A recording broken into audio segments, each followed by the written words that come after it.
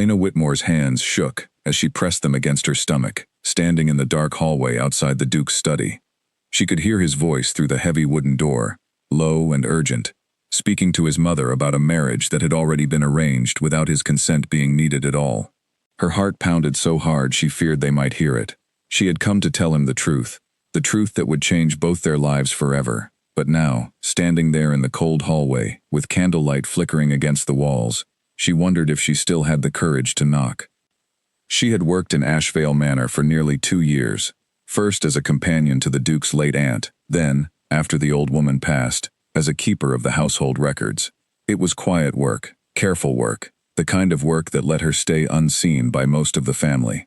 But Edmund Farrow, Duke of Ashvale, had never treated her as someone unseen. From the very first week, he had asked her opinion on the estate's accounts, then on the books in his library, then, slowly, on matters that had nothing to do with work at all. Elena remembered the first time he had truly looked at her, not as a servant, but as a person. It was an autumn evening, and she had been sorting through old letters in the East Wing, when he found her there, sleeves rolled up, ink on her fingers.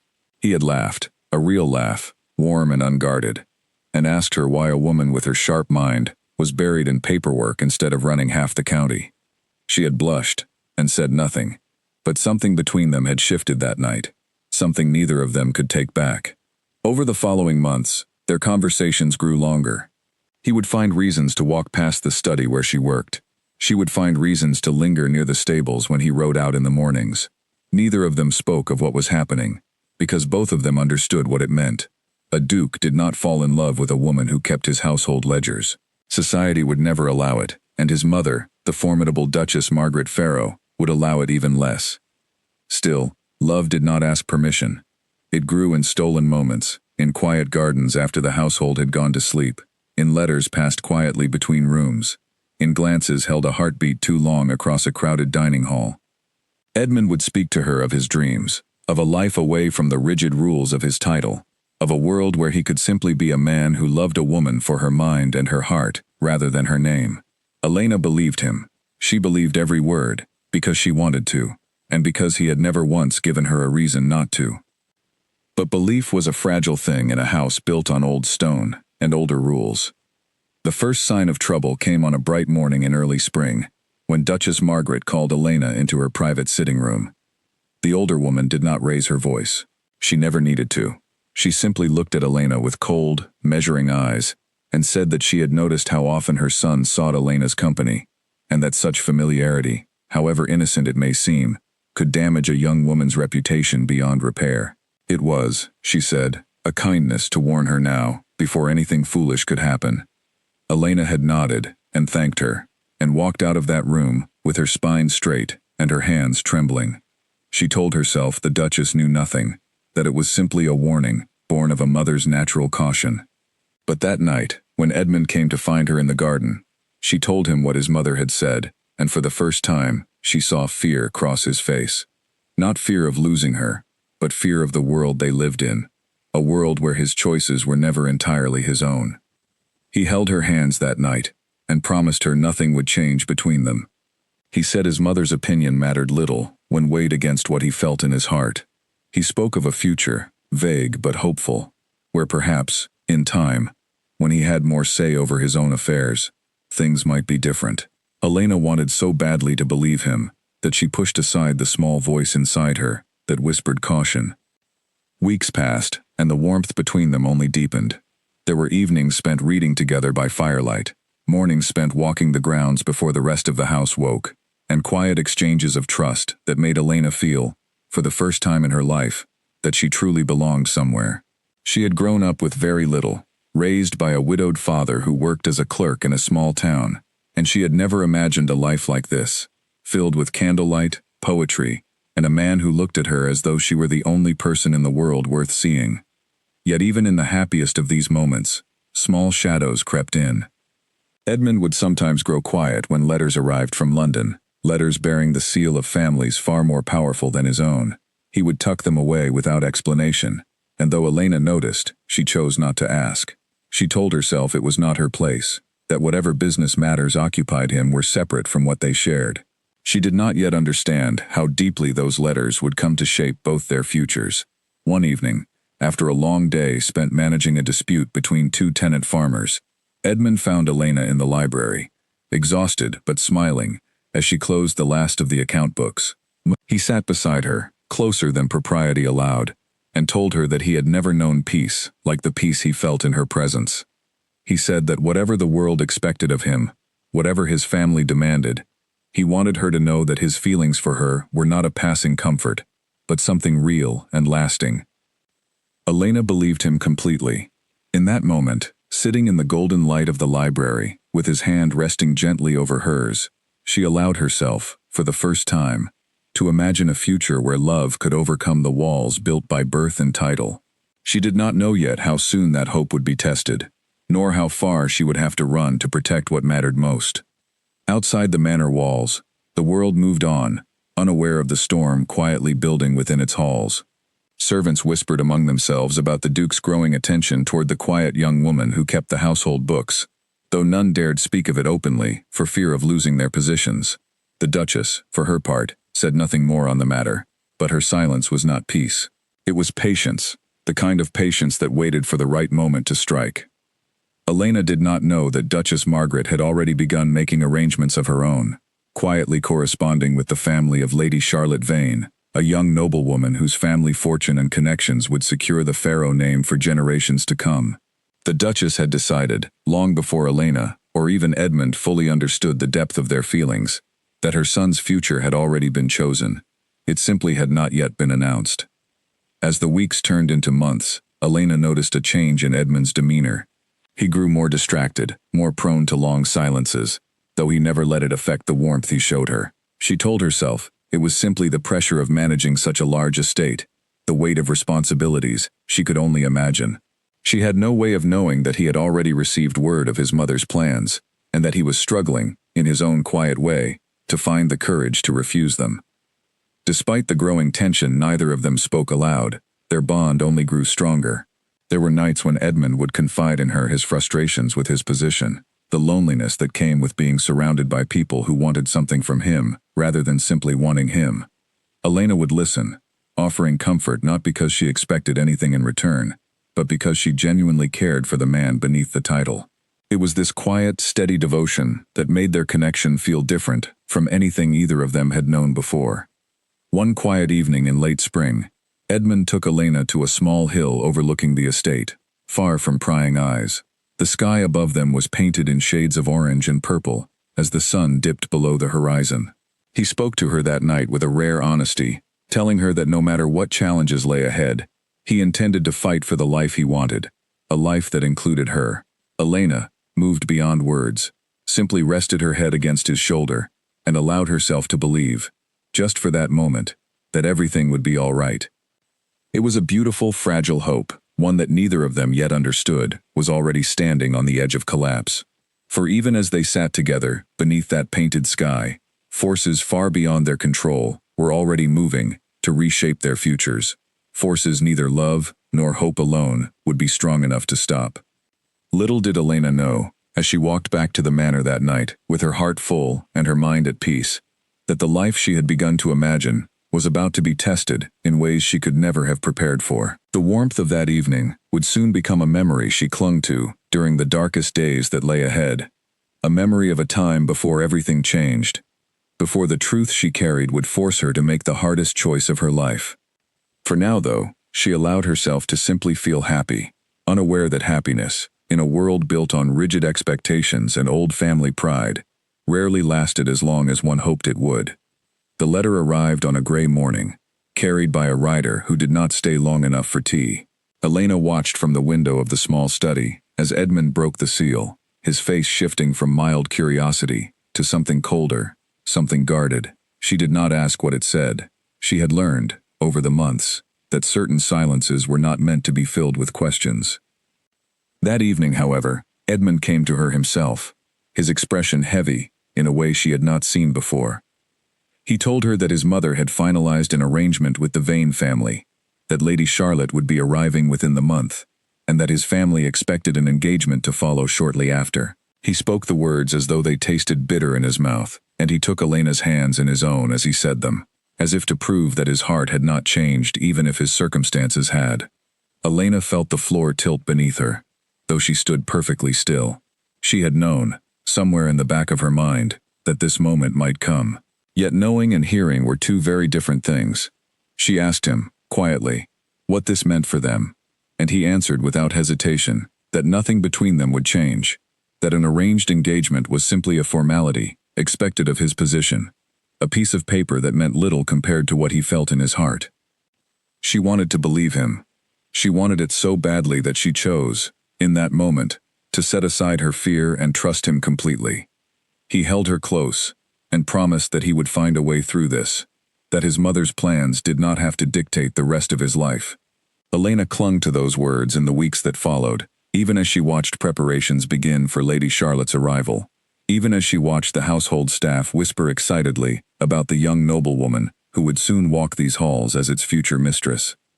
Lady Charlotte arrived on a bright afternoon in early summer, accompanied by a small procession of carriages, and a mother, every bit as sharp-eyed as Duchess Margaret. Elena caught only a glimpse of her from a distance, a tall young woman with golden hair and an easy, confident smile, the kind of smile that came from a lifetime of never once being told no. Elena told herself it did not matter what Lady Charlotte looked like, or how well she carried herself among the nobility. What mattered was what Edmund felt, and he had promised her that his feelings had not changed. In the days that followed, Elena watched from the edges of the household as Edmund performed his duties as host, walking Lady Charlotte through the gardens, sitting beside her at dinner, laughing politely at jokes that were not particularly funny. Each evening, however, he would find a way to seek Elena out, if only for a few stolen minutes, to reassure her that none of it meant anything, that it was simply a performance required of his station. Elena began to notice something else during this time, something she had suspected for weeks, but had been too afraid to confirm. Her body had begun to change, in small, unmistakable ways. She had missed her courses twice now, and the fatigue that had settled into her bones could no longer be explained away by long hours of work. One quiet morning, after being violently ill before dawn, she finally allowed herself to face the truth she had been avoiding.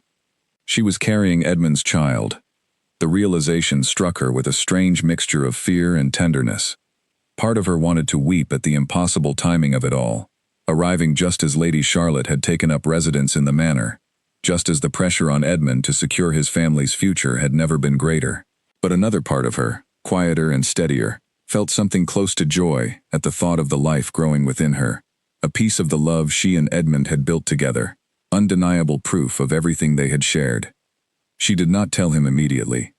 She wanted to be certain first, to gather her courage, to find the right moment amid the chaos of Lady Charlotte's visit. She spent long nights lying awake, imagining how she might tell him, imagining the relief and joy she hoped would cross his face when he learned he was to become a father. She allowed herself, in those quiet hours, to dream of a future where perhaps love truly could outweigh the expectations placed upon a man of his position. Meanwhile, the pressure within the household continued to build. Duchess Margaret grew more insistent with each passing day, arranging private dinners between Edmund and Lady Charlotte, subtly excluding Elena from tasks that might bring her into contact with him. Elena noticed the shift but said nothing, choosing instead to focus on the secret she carried, the secret that she believed would change everything once she found the courage to share it. One evening, as the household settled into a rare quiet after a long day of entertaining guests, Edmund found Elena in the garden where they had first spoken so honestly of their feelings months before. He seemed exhausted, worn thin by the constant performance required of him, and he confessed to her that he hated every moment spent pretending to court a woman he did not love. Elena took his hand and told him gently that she understood, that she trusted him, and that she had something important she needed to tell him. Before she could find the words, however, a servant appeared at the edge of the garden, informing Edmund that his mother required his presence immediately regarding preparations for an upcoming ball meant to formally announce his engagement.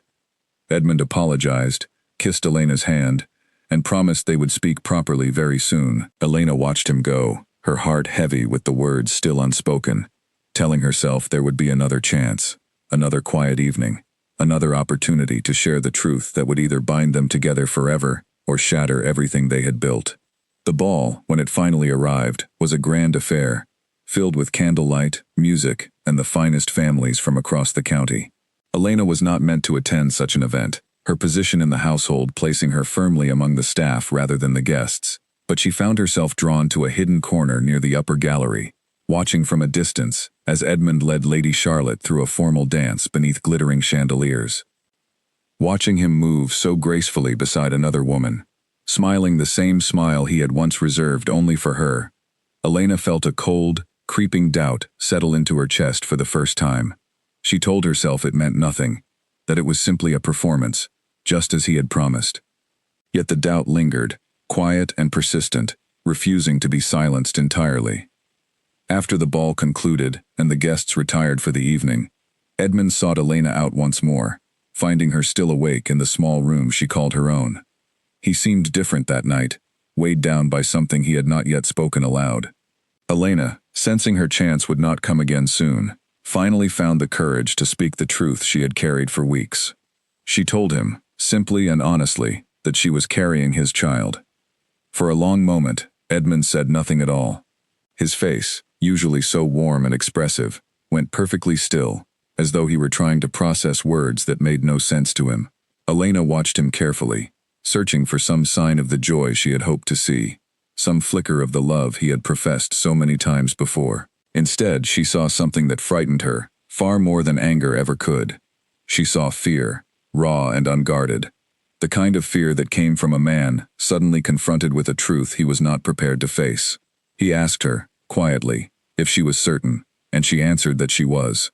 He ran a hand through his hair and turned away from her, staring out the window into the darkness beyond, and for the first time since they had fallen in love, Elena felt a distance between them that she did not know how to close. She reached for his hand, hoping to remind him of everything they had shared, everything they had promised each other, beneath painted skies and quiet gardens. He did not pull away, but he did not draw closer either. He simply stood there, torn between the life he had built with her in secret, and the life his family had already chosen for him in public. Elena watched him struggle, her own heart aching with a fear she had not allowed herself to feel until now. The fear that perhaps love, no matter how real, might not be enough to overcome the weight of his name and his title. Outside, the last candles of the ball flickered and went dark, one by one, leaving the manor wrapped in silence. Neither of them spoke again that night. Elena returned to her small room, with her hand resting protectively over her stomach, holding on to the last threads of hope that morning might bring clarity, that Edmund simply needed time to process what she had told him. She did not yet know that the coming days would test not only his love, but his courage, in ways that would determine the rest of both their lives. Morning came, but clarity did not. Elena woke before dawn, her stomach tight with a nervous ache that had nothing to do with the child growing inside her. She dressed quickly and made her way to the small study where she usually began her work, hoping that a familiar routine might steady her thoughts. Instead, she found the room already occupied by Duchess Margaret, standing near the window with her hands folded in front of her, waiting. The Duchess did not raise her voice. She never needed to. She simply informed Elena, with the calm precision of someone accustomed to controlling every outcome around her, that she was aware of the condition Elena now found herself in. Elena's breath caught in her throat, and she asked, carefully, how such information could have reached the Duchess so quickly. The older woman only smiled thinly, and said that very little happened within these walls without her knowledge. Elena stood frozen, unsure whether to deny it or defend herself, but the Duchess continued before she could decide. She spoke of the engagement to Lady Charlotte as though it were already a settled matter, a foundation stone of the family's future that could not be moved by something as inconvenient as a servant's condition. She reminded Elena, in words dressed as kindness but sharp as any blade, that a child born outside of marriage, to a woman of no standing, would bring nothing but ruin, both to Elena herself and to any hope the child might have of a decent life. Elena felt something harden inside her chest, even as her hands trembled at her sides. She asked, quietly, whether Edmund knew his mother was speaking to her this way, and the Duchess replied simply that her son's feelings, however genuine they might seem in the moment, would always yield to duty when duty was properly explained to him. She said this not with cruelty, but with the flat certainty of someone who had seen this pattern play out many times before in families such as theirs. Before Elena could respond, the study door opened, and Edmund entered, clearly unaware his mother had already arrived ahead of him. His eyes moved quickly between the two women, and Elena watched something shift across his face. A flicker of understanding followed swiftly by dread. The Duchess excused herself with practiced grace, leaving mother and unspoken tension behind her, though her parting words lingered in the air like a warning neither of them could ignore. Once they were alone, Edmund closed the distance between them and took Elena's hands, apologizing for his silence the night before. He told her he had spent the hours since sunrise wrestling with what to do, torn between the life he wanted and the responsibilities pressing down upon him from every direction. He spoke of loving her still, of wanting to acknowledge the child, of wishing there were some way to make everyone happy at once. Elena listened, wanting desperately to believe that a solution existed, though a small, cold part of her had already begun to suspect otherwise. Days passed, in a strange, tense quiet. Edmund continued his public courtship of Lady Charlotte, smiling through dinners and walks in the garden, while privately assuring Elena that nothing had truly changed between them. Elena tried to hold on to that reassurance, but each day, it grew harder to ignore the widening gap between his private promises and his public actions. She began to notice how easily he laughed with Lady Charlotte during formal gatherings, how naturally he seemed to fit into the role his family had chosen for him, and doubt crept further into her heart despite her best efforts to silence it. One afternoon, while organizing correspondence in the study, Elena overheard a conversation she was never meant to hear. Through the partially open door, she recognized the voices of Duchess Margaret and a solicitor discussing the formal engagement papers between Edmund and Lady Charlotte. The solicitor mentioned, almost in passing, a clause regarding the legitimacy of any future heirs, a clause clearly designed to protect the family name from any complications that might arise from indiscretions prior to marriage. Elena's blood ran cold as she realized the family had already anticipated a situation exactly like her own, and had prepared, in advance, to deny it entirely if necessary. She left the study that day with her hands shaking, the full weight of her situation finally settling over her like a heavy winter coat she could not remove. She understood, in that moment, that she was not simply facing the disapproval of a proud family. She was facing a machine built to protect its own interests at any cost, a machine that had already decided, long before she ever spoke a word of her condition, exactly how such a situation would be handled should it arise. That evening, she sought out Edmund with a new urgency, determined to understand exactly where she stood. She found him alone in the library, staring into a dying fire, and she told him plainly what she had overheard. She asked him directly whether his family intended to deny the child entirely, whether the promises he had made to her were nothing more than words spoken to ease his own guilt. Edmund's silence, longer this time than before, told her more than any answer could have. When he finally spoke, his voice was low and strained, and he admitted that his mother had indeed raised concerns about how such a situation might be handled should it become public. He insisted, however, that he had not agreed to any such plan, that he intended to find his own way through this, separate from his mother's wishes. Elena wanted to believe him, but the fear in his eyes told a different story than the words leaving his mouth. She asked him, her voice trembling but steady, what he intended to do. Would he acknowledge the child publicly? Would he set aside the engagement to Lady Charlotte and choose the life he had once promised her, beneath the painted evening sky? Edmund did not answer immediately.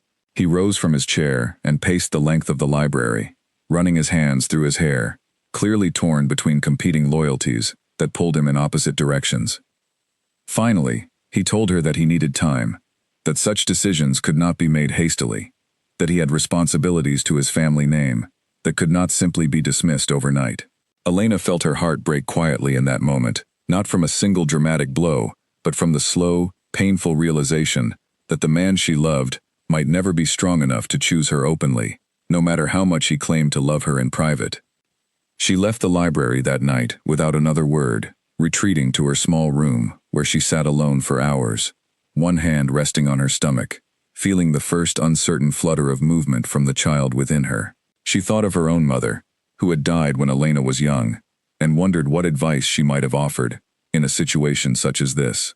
She thought of her father, a humble man who had taught her the value of honesty and quiet strength, and she wondered if she still possessed enough of either to face what lay ahead.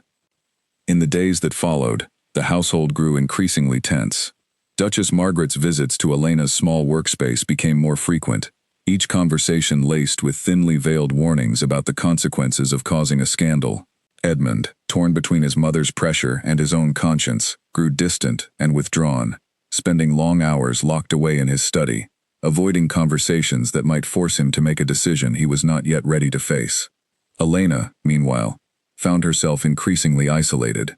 The other household staff, sensing the shifting tension, began keeping their distance, unwilling to be associated with whatever scandal seemed to be brewing beneath the surface. She spent her days completing her duties in near silence, her nights lying awake wondering how much longer she could continue living in this uncertain space between hope and fear. The formal announcement of Edmund's engagement to Lady Charlotte was set to take place at a grand dinner just 2 weeks away, an event that would make their union official before the entire county. Elena understood, with growing dread, that whatever decision Edmund intended to make regarding her and the child would need to happen before that dinner, or else the moment for choice would pass entirely, swallowed up by the momentum of a wedding already set into motion. She began to prepare herself, quietly and privately, for the possibility that he might not choose her at all. She started setting aside small amounts of money from her modest wages, hidden carefully among her few personal belongings. She began making note of distant relatives she might reach out to, should she need somewhere to go. She told herself these preparations were simply practical, a reasonable response to an uncertain situation, though deep down she understood she was preparing for the very real possibility of being cast aside entirely. 2 days before the scheduled dinner, Edmund finally came to her with what he claimed was a solution. He proposed that Elena accept a quiet arrangement, a small home in a distant village, financial support for herself and the child, all handled discreetly and without any public acknowledgement of his role as the father. He spoke the words gently, clearly believing he was offering her kindness and security. But Elena heard in them exactly what they truly were, a comfortable way for him to avoid choosing her while still believing himself to be a decent man. She looked at him for a long moment, searching his face for some sign of the man who had once promised her a future built on love rather than convenience. She found instead a man exhausted by pressure, willing to offer comfort but not courage, kindness but not truth. She told him, quietly but firmly, that she needed time to think, and she left the room before he could see the tears finally beginning to fall. That night, alone in her small room, Elena made a decision that would change the course of her life forever. She would not accept a quiet arrangement built on secrecy and shame. She would not raise her child hidden away, like something to be ashamed of.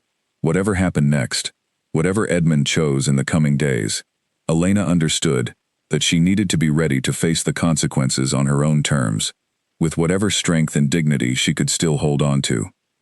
She did not yet know how quickly those consequences would arrive, nor how completely they would test the resolve she had only just discovered within herself. The grand dinner arrived faster than Elena had expected. The entire manor transformed overnight into a glittering stage set for the formal announcement of Edmund's engagement. Long tables draped in white linen filled the great hall, candles burned in every corner, and guests from across the county arrived in carriages bearing family crests far older and grander than anything Elena had ever known. She was not meant to attend, but as a member of the household staff responsible for coordinating final details, she found herself moving quietly through the edges of the celebration, invisible to most, yet acutely aware of every moment unfolding around her. She caught glimpses of Edmund throughout the evening, dressed formally, greeting guests with practiced charm, standing beside Lady Charlotte, as though the two of them had always belonged together.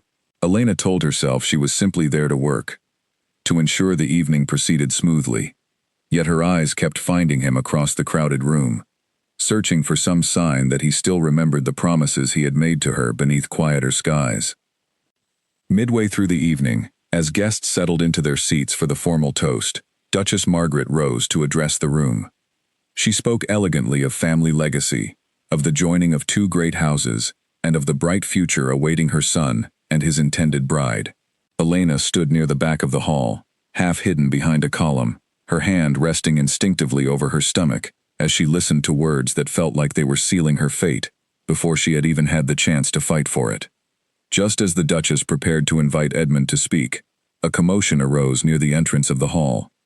A distant cousin of the Vane family, A woman known for her sharp tongue, and even sharper eyes, had apparently overheard rumors circulating among the staff regarding a certain young woman in the household who was said to be carrying the Duke's child. She spoke the words loudly enough for several nearby guests to hear, and within moments, a ripple of whispered conversation spread rapidly through the crowded hall. Elena felt the blood drain from her face as heads began turning in her direction, guests recognizing her from her work within the household. Edmund's expression shifted rapidly from confusion to alarm as he realized what was being said, and Duchess Margaret's composed smile hardened into something far colder as she surveyed the sudden chaos unfolding before her. In that single, terrible moment, Elena watched years of careful control crumble around Edmund entirely. He looked toward her, and for one brief instant, she believed she saw the truth in his eyes, the acknowledgement she had been waiting for, the courage to finally claim what was real between them, regardless of the consequences. But then his gaze shifted to his mother, to Lady Charlotte's stunned expression, to the assembled guests whose opinions had shaped his entire life, and something inside him seemed to collapse under the weight of it all. He stepped forward, his voice carrying across the suddenly silent hall, and denied the accusation entirely. He claimed the rumor was nothing more than idle gossip spread by disgruntled staff, that he had no knowledge of any such situation, and that Elena Whitmore was simply an employee of the household, nothing more. He spoke the words firmly, convincingly, with the practiced ease of a man accustomed to controlling how others perceived him. Elena stood frozen as his words settled over her like ice water, each syllable a small betrayal cutting deeper than the last. She had prepared herself for many possibilities in the days leading up to this dinner, but she had not truly allowed herself to imagine this particular cruelty. A public denial delivered so smoothly, it left no room for doubt among those listening.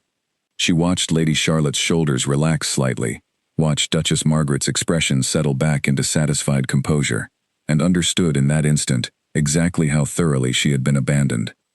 Someone in the crowd suggested, not unkindly, that perhaps the young woman in question should be asked to speak for herself, to clear up the confusion once and for all. All eyes turned toward Elena, and she felt the weight of the entire hall pressing down upon her, waiting for her response. She looked once more at Edmund, silently pleading for him to find the courage she knew he possessed, somewhere beneath the fear controlling him now. He looked away. In that final refusal to meet her eyes, Elena found something she had not expected to find amid her heartbreak: clarity. She understood, with sudden and complete certainty, that she would receive no rescue from this man, no acknowledgement, no protection. Whatever love had existed between them, it was not strong enough to survive the pressure of his name, his family, and the rigid world that had shaped him since birth. She lifted her chin, and though her voice trembled slightly, she spoke clearly enough for those nearby to hear. She said simply that the rumor was a matter for the Duke to address as he saw fit, and that she had no wish to disrupt his celebration any further. With that, she turned and walked from the hall with as much dignity as she could gather, leaving behind a room buzzing with whispered speculation, and a heart shattered into more pieces than she could count. She did not stop walking until she reached the small room she had called home for nearly 2 years. She closed the door behind her and sank onto the edge of her narrow bed, her entire body shaking with the effort of holding herself together. She pressed both hands over her stomach, over the small life growing within her, that Edmund had just denied, in front of an entire room of witnesses, and she allowed herself, finally, to weep. She did not know how long she cried, only that eventually exhaustion overtook grief, and she found herself staring blankly at the ceiling, replaying the moment again and again in her mind. She thought of every promise he had made beneath painted evening skies, every whispered assurance that his love for her was real and lasting, and she wondered how she had allowed herself to believe so completely in a man who had proven, in the end, unwilling to risk anything for her sake. A soft knock came at her door sometime after midnight. She opened it to find Edmund standing there, his formal attire disheveled, his eyes red-rimmed and exhausted. He began speaking immediately, apologizing, explaining that he had panicked, that his mother's presence and the shock of the moment had overwhelmed him, that he intended to correct the situation privately once the chaos of the evening had settled. Elena listened to his explanations with a strange, hollow calm settling over her. She asked him plainly whether he intended to publicly acknowledge the child as his own, whether he intended to end the engagement to Lady Charlotte, and choose a life built on the truth rather than convenience. Edmund hesitated, and in that hesitation, Elena found her answer more clearly than any spoken words could have provided. He spoke instead of finding a private solution, of ensuring she and the child were cared for financially, of perhaps, in time, once the engagement was properly settled and his family's expectations satisfied, finding some quiet way to remain involved in the child's life, without disrupting the arrangement his mother had built. Elena felt something inside her finally break free from the last threads of hope she had been clinging to. She told him, with a steadiness that surprised even herself, that she would not accept a life lived in the shadows, hidden away like a secret shame. She told him that a child deserved better than a father too afraid to claim them, and that she deserved better than a love too weak to withstand the judgment of others. Edmund tried to protest, reaching for her hands, but she stepped back, out of his reach, her decision already settling firmly into place within her. She informed him, quietly but firmly, that she would be leaving the household. Edmund's face went pale, and he begged her to reconsider, promising once again that things could still be worked out, that he simply needed more time. Elena shook her head slowly, tears finally spilling down her cheeks, despite her efforts to remain composed, and told him that time was exactly what he had already used to prove where his true loyalties would always lie. He left her room sometime near dawn, having failed to change her mind, and Elena spent the remaining hours before sunrise, quietly gathering what few belongings she possessed. She knew she could not remain within these walls a moment longer than necessary. Word of the previous evening's scandal would spread quickly through the household and beyond, and she understood that whatever protection her position had once offered her was now entirely gone. As the first gray light of dawn began creeping over the horizon, Elena stood at the edge of the grounds she had called home for nearly 2 years, a small bag clutched in one hand, her other hand resting protectively over her stomach. She looked back once at the manor rising behind her, its windows dark and silent after the chaos of the previous night, and she allowed herself one final moment of grief for the life she had once imagined might be possible within those walls.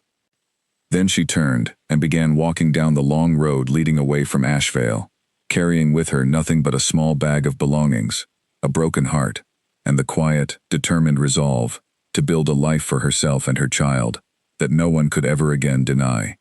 The road away from Ashvale stretched long and empty before her, lined with tall hedges, still wet with morning dew.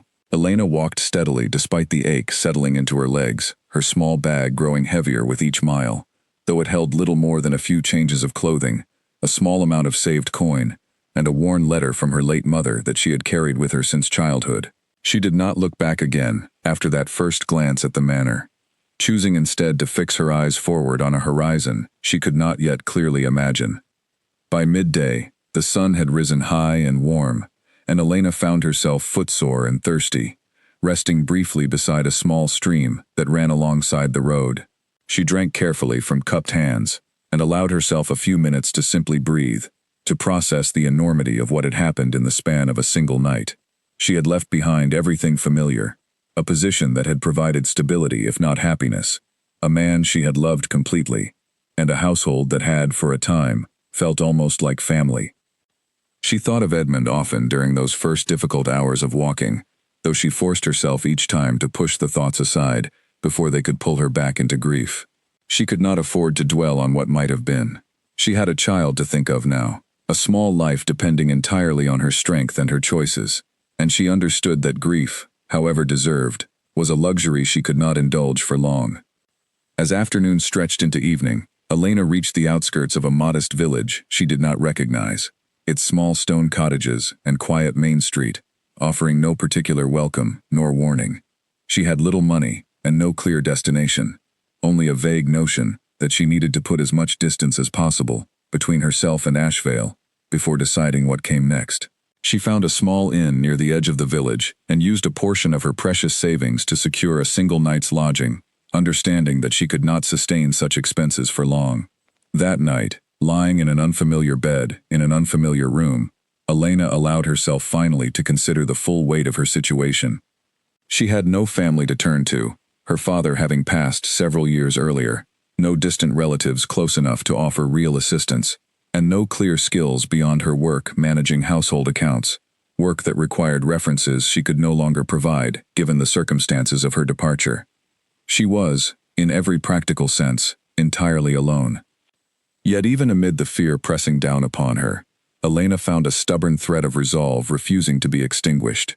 She thought of the child growing within her, a life that deserved every chance she could possibly provide, and she understood that despair, however tempting, would serve neither of them well. She resolved that night to focus entirely on practical matters, on finding work, on securing shelter, on building whatever small foundation she could manage before the child arrived. The following morning, Elena continued her journey, walking now toward a larger town she had heard mentioned by other travelers passing through the village, a place called Millbrook, known for its modest but steady trade in textiles and goods. She arrived 2 days later, exhausted and increasingly aware of the changes occurring within her body, changes that made long days of walking progressively more difficult to endure.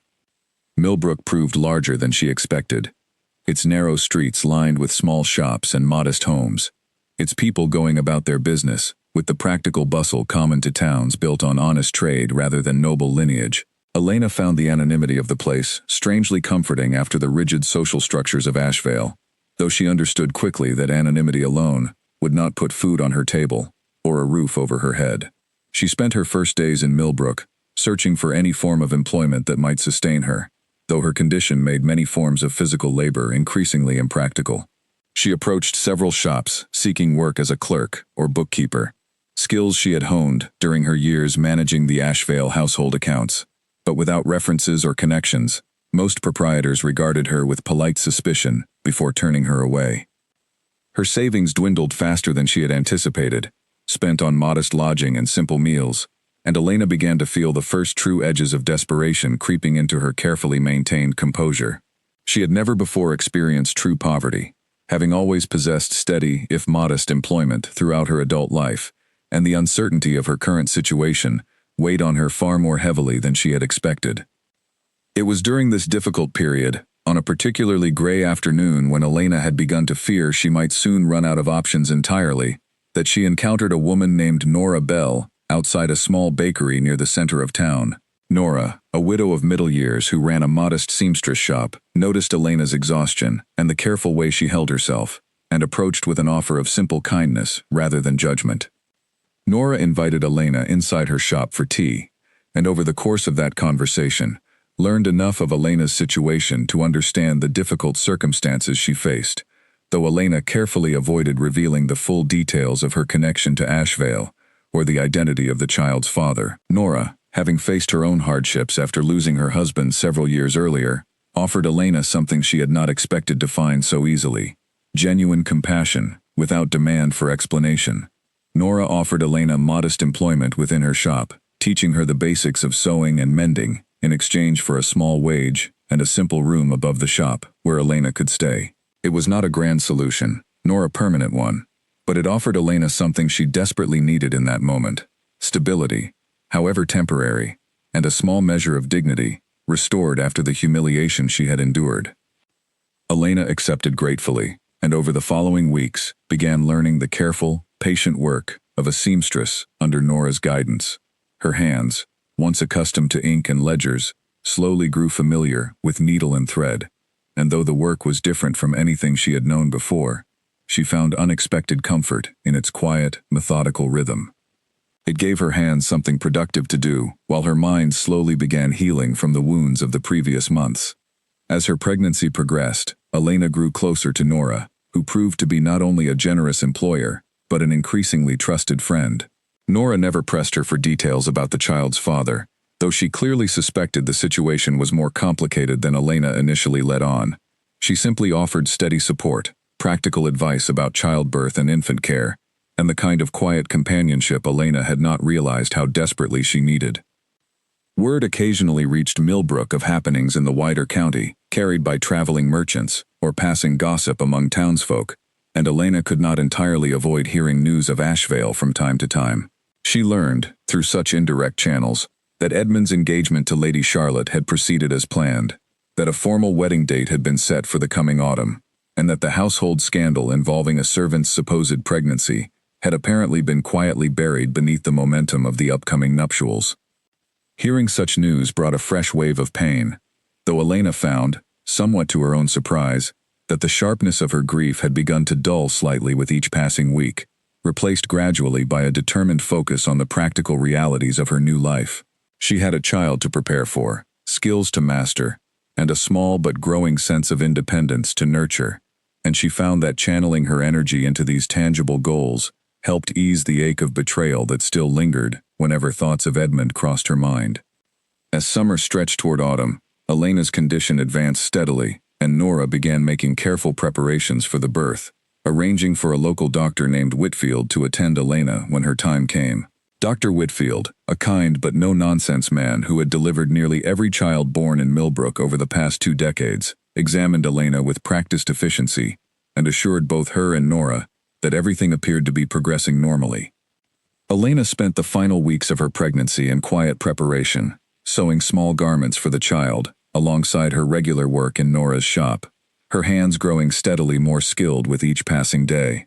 She found herself, during these quiet evenings, beginning to imagine a future entirely separate from Ashvale, a future built on her own strength and resourcefulness, rather than the broken promises of a man too weak to claim her openly. She thought, on occasion, of writing to Edmund, of informing him of her whereabouts, of giving him one final chance to acknowledge the child before its birth. Yet each time such thoughts arose, she reminded herself of the cold, calculated denial she had witnessed in that crowded hall, and she understood that reaching out again would only reopen wounds that needed time and distance to properly heal. She resolved instead to focus entirely on the new life she was building, one careful stitch at a time, in the modest safety of Nora's small shop. As the first cool winds of autumn began sweeping through Millbrook's narrow streets, Elena felt the unmistakable signs that her time was drawing near. She sent word to Dr. Whitfield through a neighboring boy, and settled into the small room above Nora's shop to await the arrival of a child who would carry no name from Ashvale, but who would, Elena vowed silently to herself, never once doubt they were wanted, loved, and claimed completely by the mother who had sacrificed so much to protect them. The pains began in the deep hours of the night, sharp and insistent, pulling Elena from a restless sleep with a suddenness that left her breathless. She called out for Nora, whose room sat just beyond a thin wall, and within moments, the older woman appeared at her bedside, calm and efficient, despite the late hour, already sending the neighboring boy running through the dark streets toward Dr. Whitfield's modest cottage. The hours that followed blurred together in Elena's memory, marked by waves of pain that grew steadily closer together, by Nora's steady hands wiping her forehead with cool cloths, by Dr. Whitfield's quiet, reassuring voice guiding her through each difficult moment. She had never experienced anything quite like the exhausting, overwhelming intensity of those hours, her body working with a strength she had not known she possessed, her mind fixed entirely on the single goal of bringing her child safely into the world. As dawn began breaking over Millbrook, painting the small room above the shop in soft gray light, Elena's daughter finally arrived, her small cry filling the room with a sound that seemed to erase, if only briefly, every hardship that had led to this moment. Dr. Whitfield placed the child gently in Elena's arms, and she looked down at the tiny face staring back at her, and felt something shift permanently within her heart. She named her daughter Grace, a name chosen not for any connection to Ashvale or the family that had denied her, but simply because it reflected the quiet dignity Elena hoped her daughter would carry throughout her life. Nora, standing nearby with tears in her own eyes, declared Grace the most beautiful child she had ever seen, and though such words were surely spoken by countless mothers and friends throughout history, Elena felt their truth settle deeply into her exhausted, joyful heart. The weeks following Grace's birth passed in a haze of exhaustion and unexpected happiness. Elena adjusted to the demands of caring for a newborn, while continuing her work in Nora's shop whenever possible, the older woman generously allowing her time to recover and bond with her daughter before returning fully to her sewing duties. Nora, having no children of her own, quickly became something akin to a grandmother to Grace, delighting in every small development, every new sound and expression the infant displayed. Elena found, during these early months of motherhood, that her grief over Edmund's betrayal continued to fade, replaced increasingly by the practical demands and simple joys of caring for her daughter. She still thought of him occasionally, particularly during quiet evening hours when Grace slept peacefully in her arms, But the thoughts arrived now with less pain and more a kind of distant, resigned understanding of a chapter in her life that had closed, however painfully, to make way for something new. As Grace grew from a tiny infant into a curious, active toddler, Elena's skills as a seamstress continued to develop under Nora's patient guidance. She proved to have a natural eye for detail and a steady, careful hand, qualities that made her work increasingly valuable to the shop's growing clientele.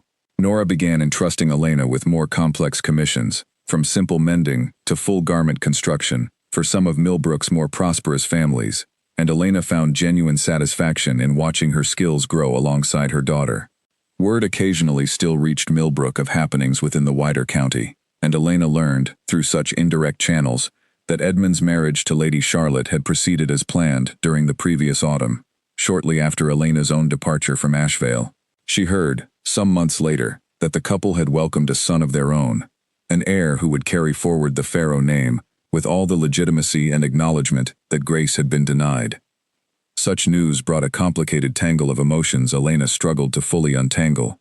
She felt no lingering desire to reclaim what she and Edmund had once shared, understanding clearly now that whatever love had existed between them had proven far too fragile to survive real challenge. Yet she could not entirely suppress a quiet ache on Grace's behalf, a sorrow that her daughter would grow up without acknowledgement from a father who had chosen convenience over courage, while a half-brother she would likely never meet grew up surrounded by every privilege that came with legitimate birth. Elena resolved, during these reflective moments, that she would raise Grace with complete honesty about her origins once her daughter grew old enough to understand such matters, though she would frame the story not around bitterness or blame, but around the strength and resilience it had taken to build a good life, despite difficult circumstances.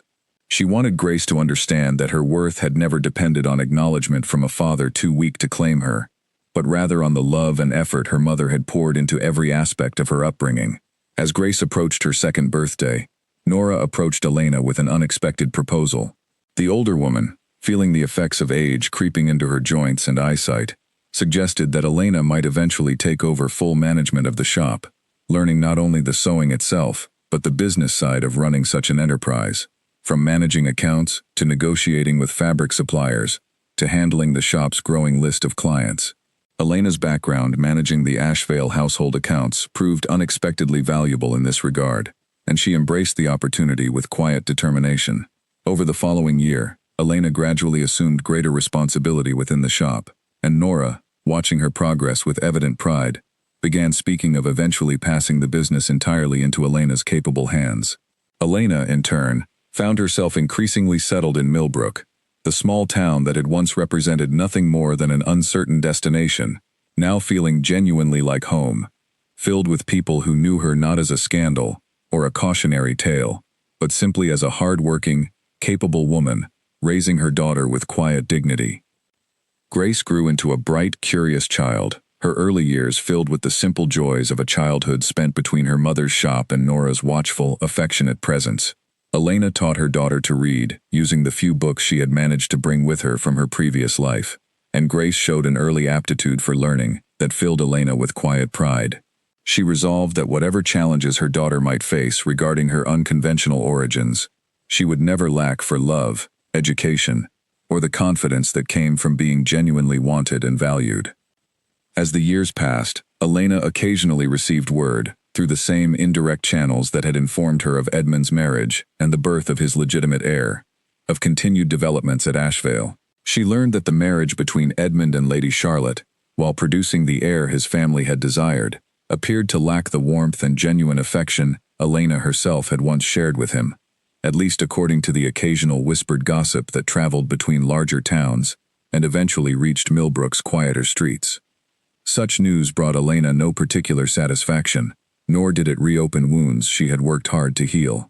She had built, through determination and the kindness of a woman who had asked for nothing in return but honest work, a life she could genuinely be proud of, filled with purpose, growing independence, and above all, a daughter who brought her more joy than she had ever imagined possible during those difficult early days of her flight from Ashvale.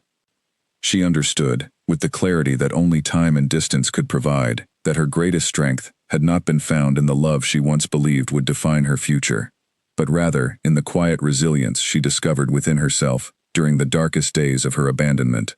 That resilience, more than any promise Edmund had once made beneath painted evening skies, had carried her through fear, poverty, and heartbreak toward a life built entirely on her own capable hands. As Grace's third birthday approached, Elena found herself, for the first time in years, feeling genuinely at peace with the path her life had taken, unaware that circumstances at Ashvale were beginning to shift in ways that would eventually bring her past back into contact with the carefully rebuilt present she had worked so hard to construct. Nora's health began to decline more noticeably during the winter following Grace's third birthday, a persistent cough settling into her chest that Dr. Whitfield treated with increasing concern. Elena took on greater responsibility within the shop during this period, managing both the sewing work and the business accounts, while also caring for Nora during her worst days, grateful for the opportunity to repay even a fraction of the kindness the older woman had shown her since that first difficult afternoon outside the bakery. Though Nora eventually recovered enough to resume light work within the shop, the illness left her visibly weakened, and she began speaking more seriously of formally transferring ownership of the business to Elena, both as a practical matter of succession and as a way of ensuring Elena and Grace would have stable, independent security, regardless of what challenges the future might bring. Elena initially protested, insisting Nora had many good years ahead of her, but the older woman simply smiled and said she wanted to see the business properly settled while she still had the clarity of mind to arrange it correctly. The formal transfer took place quietly, handled through Millbrook's local solicitor, and Elena found herself, at last, the legitimate owner of a small but respected business, a woman who had arrived in this town with nothing but a small bag and a broken heart, now standing as an independent proprietor, known throughout the community for the quality and care evident in her work. She renamed the shop Whitmore's Threads, a small but meaningful acknowledgement of the identity she had rebuilt entirely through her own effort. Grace, meanwhile, continued to grow into a thoughtful, increasingly perceptive child, and as she approached her 5th year, she began asking the kinds of questions Elena had long anticipated, but never quite felt fully prepared to answer. One quiet evening, while Elena worked on a commission by candlelight, Grace climbed into her lap and asked, with the direct simplicity common to young children, why she did not have a father the way other children in Millbrook seemed to have. Elena had rehearsed various versions of this conversation many times in her mind over the preceding years, yet found herself, in the actual moment, needing a few careful breaths before answering. She chose her words with deliberate honesty, explaining to Grace that her father had been a man from a different life, a man who had not been brave enough to be part of their family, but that this reflected a weakness in him rather than any lack of worth in either Grace or Elena herself. Grace listened with the solemn attention children often bring to matters they sense are important, and after a thoughtful pause, asked simply whether Elena was sad about it. Elena considered the question carefully before answering, wanting to model for her daughter the kind of honest, balanced perspective she hoped Grace would carry into her own life. She told Grace that she had been very sad for a long time, but that the sadness had slowly transformed into something else, a quiet gratitude for the life they had built together despite that early disappointment. Grace seemed satisfied with this answer, at least for the time being, and returned to playing with a small wooden toy Nora had given her the previous Christmas. The conversation apparently settled in her young mind for now. Elena, however, sat awake much later that night, reflecting on how quickly the years had passed, and how much closer the day was approaching when Grace would need a fuller, more complete understanding of her origins. As Grace entered her 6th year, Elena began teaching her the basics of reading and simple arithmetic in the evenings, determined that her daughter would receive an education equal to any child born into greater privilege, regardless of the circumstances surrounding her birth. Grace proved a quick and eager student, and Elena found genuine joy in watching her daughter's curiosity and intelligence flourish under her careful guidance. The shop, meanwhile, continued to prosper under Elena's steady management, its reputation for quality craftsmanship drawing customers from increasingly distant towns. Elena hired a young apprentice, a local girl named Beatrice, to help manage the growing workload, and found herself, for the first time since fleeing Ashvale, in a position of genuine financial stability and independence, rather than mere survival. It was during this period of relative peace and growing prosperity that Elena received an unexpected visitor to her shop, a well-dressed traveler, who introduced himself as Mr. Grant, a solicitor from a firm based in the county surrounding Ashvale. Elena felt her chest tighten with sudden apprehension at the mention of that name, a place she had worked hard to leave firmly in her past, and she asked, carefully, what business could possibly bring such a man to her modest shop? Mr. Grant explained, with careful diplomacy, that he had been engaged to locate a woman named Elena Whitmore on behalf of a client whose identity he was not yet authorized to reveal, though he assured her the matter concerned no legal difficulty or scandal, but rather a private family matter of some importance. Elena's mind raced through possibilities, none of them particularly comforting, and she asked directly whether this concerned Edmund Farrow. Mr. Grant confirmed, after a moment's hesitation, that his client was indeed connected to the Farrow family, though he declined to elaborate further without proper authorization. He asked only whether Elena would be willing to receive correspondence regarding the matter, assuring her that she would face no obligation to respond should she prefer to decline any further contact. Elena, after a long moment of careful consideration, agreed to accept whatever correspondence might follow, though she made clear she held no interest in reopening old wounds, simply for the sake of someone else's convenience. After Mr. Grant departed, Elena spent the remainder of that day distracted and unsettled, her carefully rebuilt peace suddenly disturbed by the reappearance, however indirect, of her past. She said nothing to Grace about the visit, unwilling to introduce uncertainty into her daughter's stable, happy world, until she better understood what exactly this development might mean for their future. That evening, after Grace had fallen asleep, Elena sat alone in the small parlor above her shop, turning the events of the day over carefully in her mind. She wondered whether Edmund himself had sent the solicitor, whether guilt or curiosity had finally driven him to seek information about the child he had once denied so completely. She wondered, too, whether she possessed the strength to face whatever conversation or confrontation might eventually follow, having worked so hard over the preceding years to build a life entirely separate from the pain he had once caused her. She thought of Grace, sleeping peacefully in the next room, blissfully unaware of the complicated history that had shaped her mother's careful, determined path toward independence. Elena resolved, whatever correspondence eventually arrived, that she would protect her daughter above all else, that she would not allow old wounds or unresolved guilt from Edmund's past choices to disrupt the stable, loving home she had worked so tirelessly to build. A letter arrived nearly 2 weeks later, delivered by the same solicitor who had first visited her shop, this time bearing a formal seal Elena recognized immediately as belonging to the Farrow family.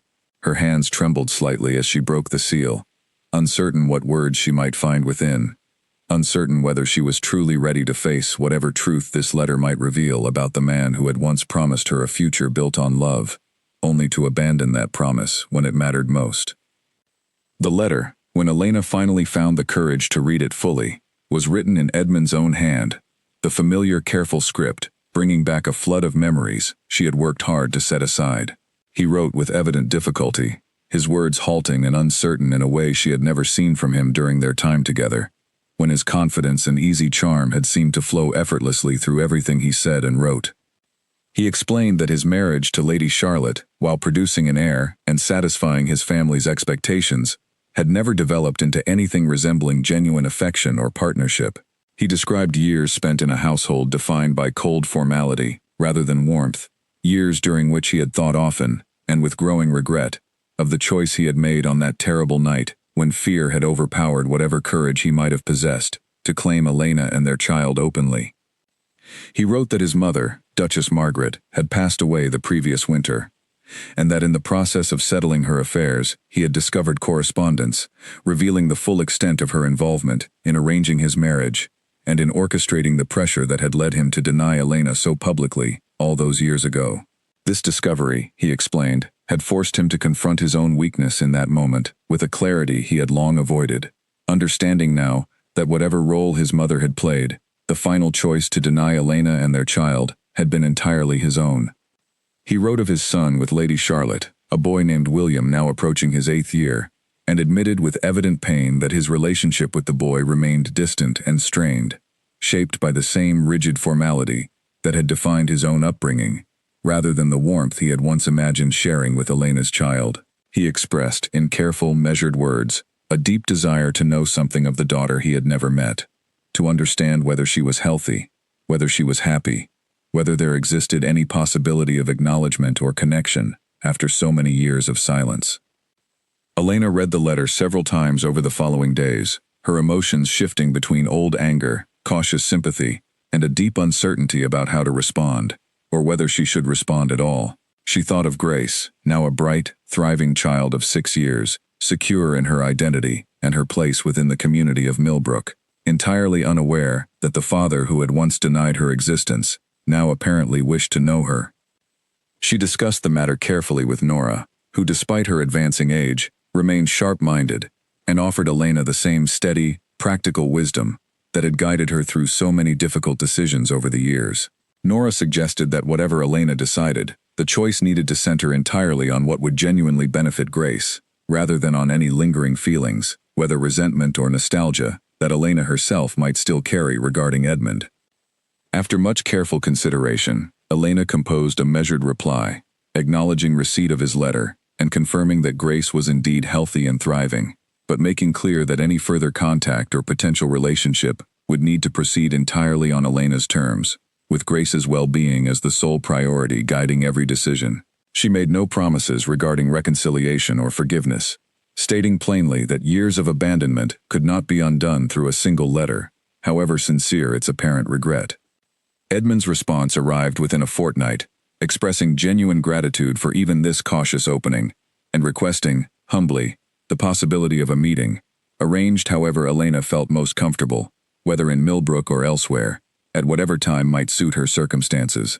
He assured her he sought nothing beyond the opportunity to begin, however slowly, building some form of relationship with the daughter he had wronged so completely, and to offer Elena whatever acknowledgement or amends she might find meaningful after so many years of silence. Elena spent considerable time deliberating over this request, weighing the potential benefits against the risks of disrupting the stable, peaceful life she had built for Grace.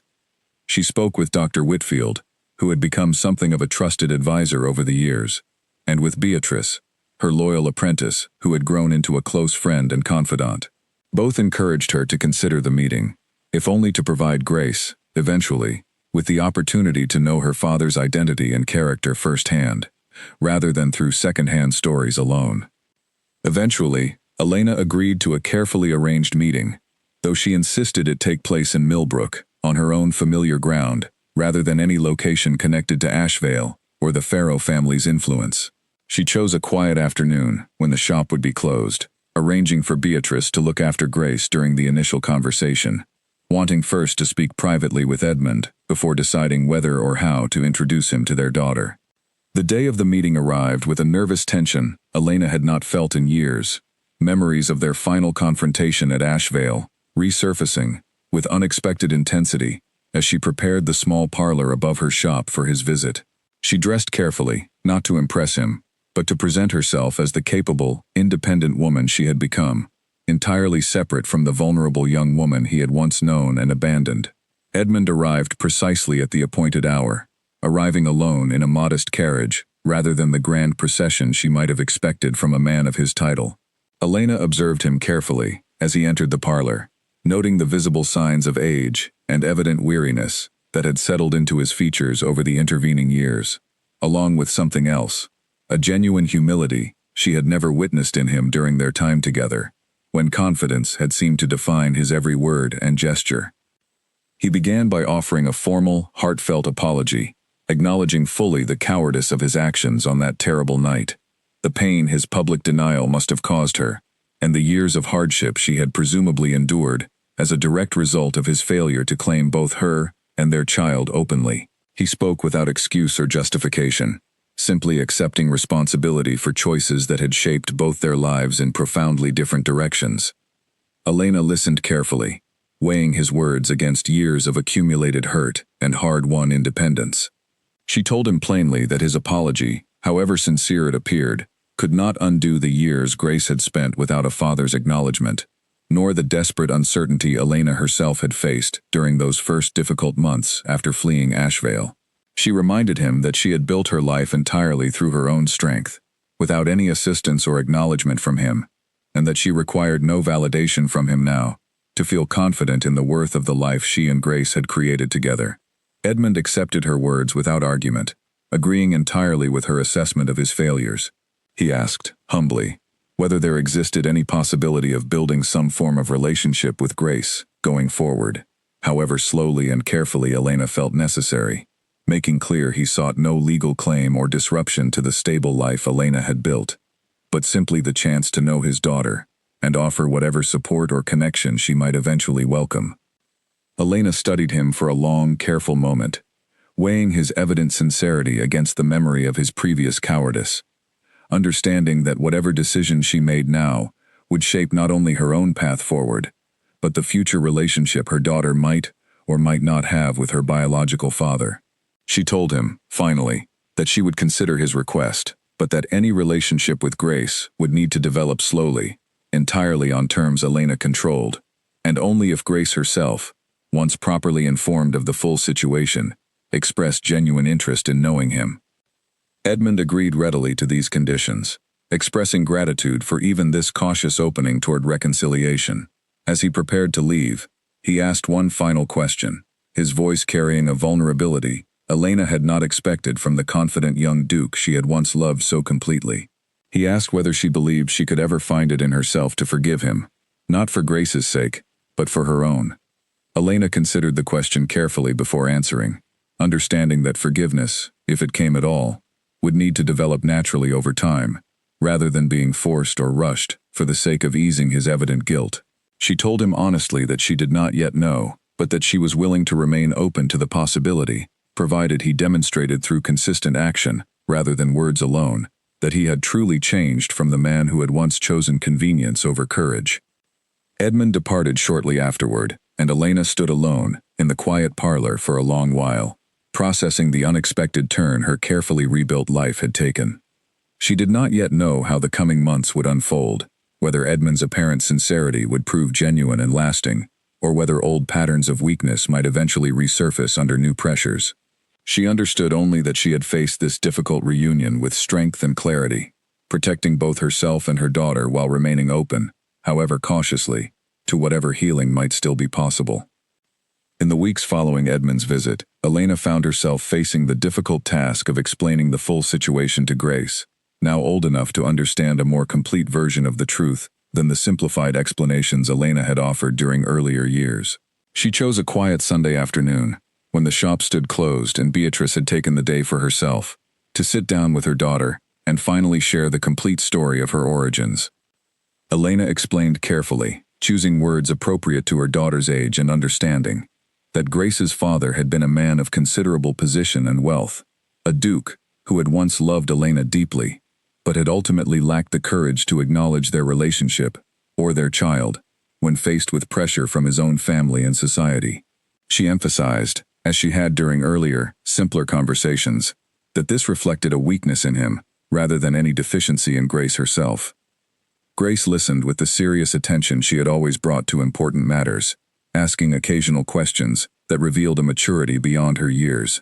She wanted to know why the man's family had objected so strongly to her mother, and Elena explained, as gently as she could, the rigid social divisions that had shaped Edmund's world, divisions that valued family name and connection above genuine character or love. Grace considered this information thoughtfully, before asking whether she would ever meet this man who was apparently her father. Elena explained that Edmund had recently reached out, expressing regret for his past actions, and a desire to potentially build some form of relationship with Grace, should she wish it. She made clear that any such meeting would happen entirely according to Grace's own comfort and timing, that no one would force her into a relationship she did not want, and that whatever Grace decided, Elena would support her completely. Grace took several days to consider the matter, occasionally asking additional questions as new thoughts occurred to her, before eventually telling her mother that she felt curious about meeting this man, though she made clear she did not expect to feel immediate warmth or forgiveness, simply because they shared a biological connection. Elena felt tremendous pride at her daughter's thoughtful, measured approach to such a complex situation, recognizing in Grace's careful consideration the same steady resilience that had carried Elena through her own difficult years. Elena wrote to Edmund, informing him of Grace's cautious willingness to meet, and arrangements were made for a brief, carefully supervised visit to take place in Millbrook. again on Elena's own terms and familiar territory. The day of the meeting arrived with a different kind of nervous anticipation than Elena's own earlier reunion with Edmund, this time centered entirely on hoping the encounter would prove gentle and positive for her daughter, rather than adding further complication to Grace's young life. Edmund arrived punctually, dressed more simply than Elena might have expected from a man of his position, clearly making a deliberate effort to appear approachable, rather than intimidating to a young child meeting him for the first time. Elena introduced them carefully in the small parlor above the shop, watching closely as Grace studied the man before her with the same serious, evaluating expression she often wore when encountering something new and important.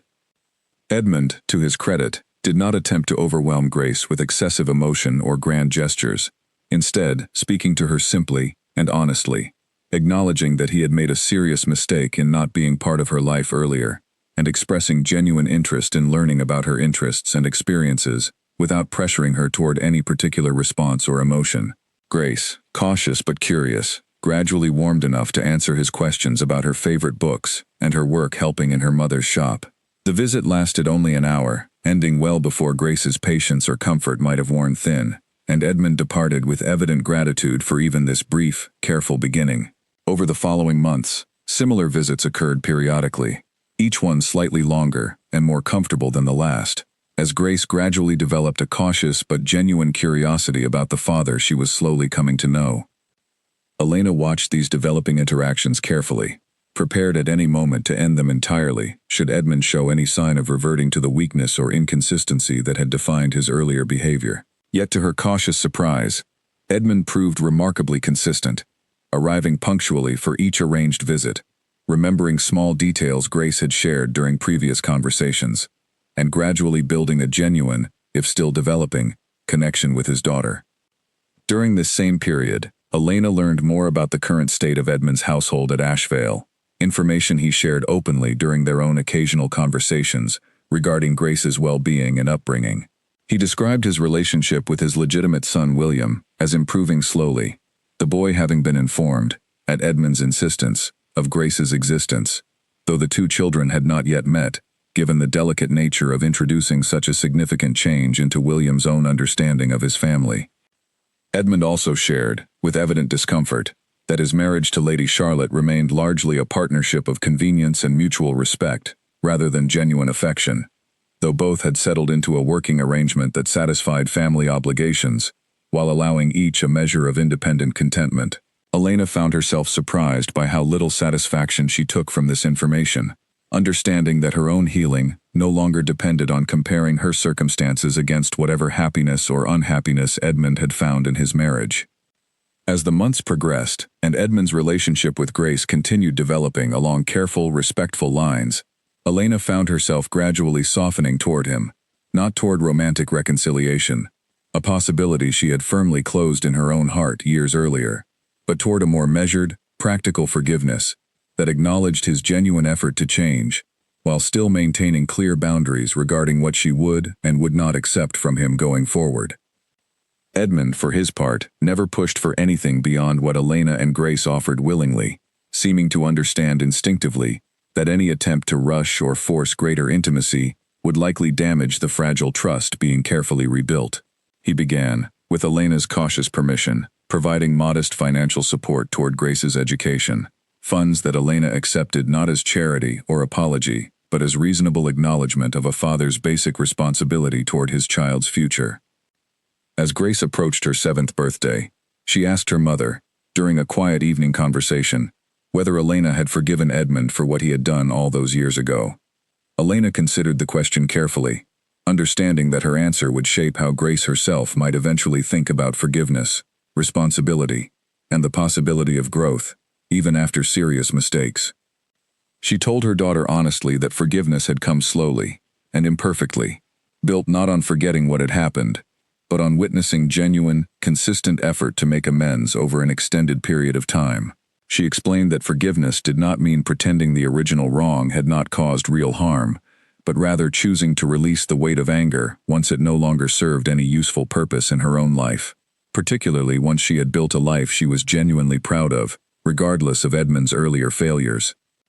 Grace listened thoughtfully to this explanation, and though she remained still quite young, Elena could see her daughter absorbing these lessons about resilience, boundaries, and the possibility of measured forgiveness, lessons that Elena hoped would serve Grace well throughout whatever challenges her own future might eventually bring. As the seasons continued turning and Grace's relationship with Edmund gradually deepened into something resembling genuine, if still evolving affection, Elena found herself increasingly at peace with how her difficult past had ultimately resolved itself. Not through the romantic reconciliation she had once dreamed of during those early days at Ashvale, but through something perhaps more valuable, a stable, secure life, built entirely on her own strength, now expanding to include a cautiously rebuilt relationship that honored both her daughter's needs and her own hard-won boundaries. 3 years passed, marked by the steady, quiet rhythms of Elena's life in Millbrook, her shop continuing to prosper under her capable management, her daughter growing into a confident, thoughtful young girl of 10 who split her time between helping in the shop, pursuing her studies with evident enthusiasm, and maintaining the carefully developed relationship with her father that had grown, over the years, into something genuinely warm, despite its unconventional beginnings. Edmund's visits had become a regular, welcomed part of Grace's life, occurring monthly and sometimes more frequently as circumstances allowed, always conducted with the respect and careful attention to boundaries that had characterized their relationship from its cautious beginning. He had, during this time, also arranged a careful introduction between Grace and her half-brother William, the two children developing an unexpected friendship despite the complicated circumstances of their shared parentage, a development that brought Elena quiet satisfaction, knowing her daughter would grow up with family connections beyond simply herself. Nora had passed peacefully the previous winter, having lived to see Elena firmly established as a successful, independent businesswoman, and Grace grown into a thriving, happy child, and her loss left a genuine ache in both Elena and Grace's hearts, though they took comfort in honoring her memory through the continued success of the shop she had first offered Elena, all those years ago, as an act of simple, unconditional kindness. One bright spring afternoon, Edmund arrived for his scheduled visit, accompanied by an unexpected proposal, one he presented carefully to Elena before broaching the subject with Grace herself.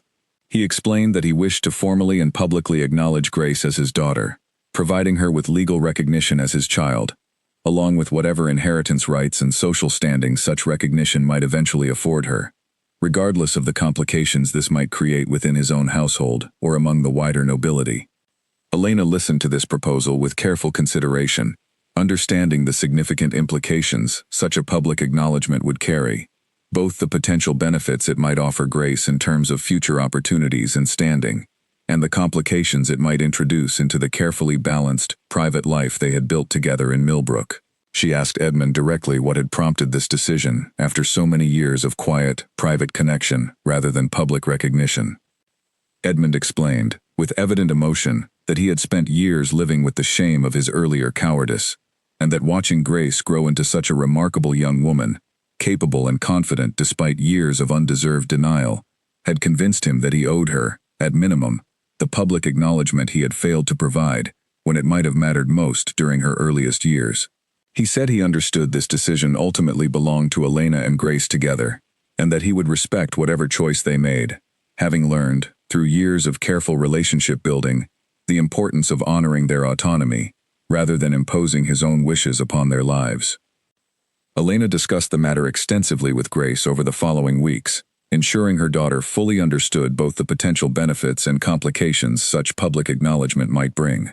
Grace, now old enough to weigh such decisions with genuine thoughtfulness, expressed that she felt secure enough in her own identity, built through years of her mother's steady love and her own hard-won confidence, that she did not need public acknowledgement to validate her worth, but that she recognized the practical benefits such recognition might offer for her future.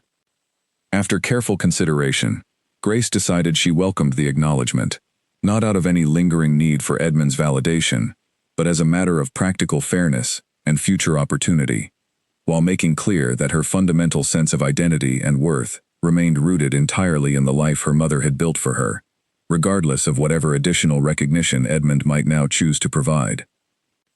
The formal acknowledgement proceeded over the following months, handled through careful legal arrangements that protected Elena's independence and Grace's autonomy, while providing her with legitimate recognition as Edmund's daughter. The process brought some renewed public attention to the old scandal from years earlier, though Elena found herself, this time, entirely unafraid of whatever gossip or judgment might follow, secure in the knowledge of everything she had built and everything her daughter had become, despite years of earlier denial.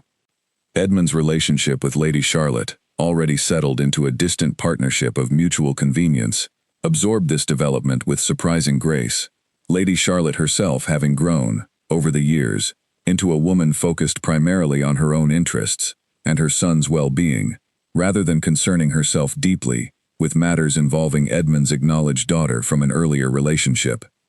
As Grace approached her 11th birthday, now formally recognized as Edmund's daughter and increasingly confident in her expanded family connections, while remaining firmly rooted in the life her mother had built in Millbrook, Elena found herself reflecting on the long, difficult journey that had led to this moment of hard-won peace. She thought often of that terrifying night when she had fled Ashvale with nothing but a small bag and a broken heart, uncertain whether she possessed the strength to build any kind of stable future for herself and her unborn child. She understood now, with the clarity that only years of struggle and eventual triumph could provide, that her true strength had never depended on Edmund's love or acknowledgement, however much she had once believed such things essential to her happiness. Her strength had come instead from her own resilience, from the kindness of a woman who had offered shelter without judgment, and from the fierce, protective love she had poured into raising her daughter, regardless of the circumstances surrounding her birth. Edmund, for his part, had genuinely transformed over the years, from the frightened young duke who had denied her publicly to protect his own comfort, into a man who had finally found the courage to acknowledge his mistakes and work consistently, over years rather than mere words, to make what amends he could. Elena had extended him a measured, careful forgiveness, not because he had earned back the love she once felt for him, but because holding on to anger indefinitely would have served no purpose beyond weighing down her own heart unnecessarily. On a warm evening in early summer, Elena stood in the doorway of her thriving shop, watching Grace and William playing together in the small garden behind the building during one of Edmund's regular visits, the two siblings laughing together, with the easy comfort of children who had grown genuinely fond of each other, despite the unusual circumstances that had brought them into each other's lives. She felt, in that quiet moment, a deep and settled peace, understanding that whatever pain and betrayal had marked the beginning of her journey, she had ultimately built something genuinely good, a life defined not by the man who had once failed her, but by her own strength, her daughter's remarkable resilience, and the unexpected kindnesses that had carried her through the darkest days toward this hard-won, deeply satisfying present. She thought, one final time, of the frightened young woman who had once stood outside a study door, heart pounding, carrying a secret that would change everything. She felt, looking back across the years that separated her from that moment, not regret for the path her life had taken, but a quiet, profound gratitude for every difficult step that had ultimately led her here, to a life built entirely on her own capable hands, filled with love, purpose, and the daughter who had given her reason enough, from the very beginning, to become the strongest version of herself.